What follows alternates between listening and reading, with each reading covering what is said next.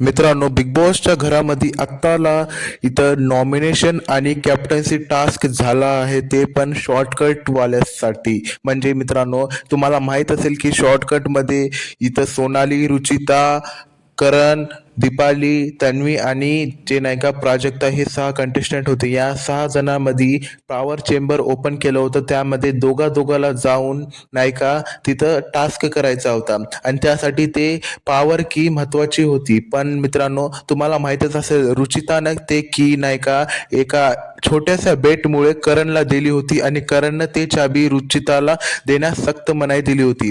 त्यामध्ये आता मित्रांनो आपल्याला बघायला मिळाले की सगळ्यात पहिलं इथं तन्वी आणि दीपालीला जे नाही का पॉवर चेंबरमध्ये वाट लावले होते आणि तिथं मित्रांनो त्या टास्कमध्ये तन्वी ही जिंकली होती. म्हणून तन्वीला आहे ना पहिले म्हणजे कॅप्टन्सी टास्कचे दावेदार बनले आहे आणि दीपालीला सरळ नॉमिनेट केले आहे.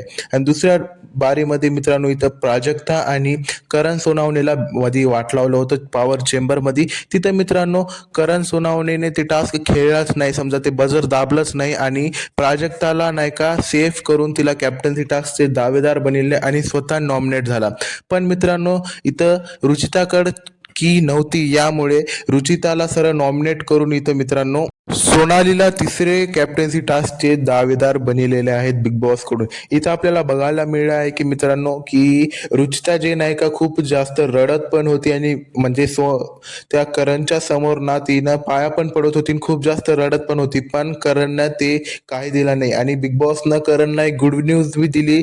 करणला बिग बॉस म्हणाले की करण, तुम्ही हे जे दुसरी चाबी आहे तुमच्याकडे ते सेफ राहू दे तुमच्याकडे, ते तुम्हाला समोर जाऊन कामाला येईल. म्हणजे जे करणचं निर्णय होता चाबी न द्यायचं, ते त्याला त्याचं फळ पण भेटलेलं आहे.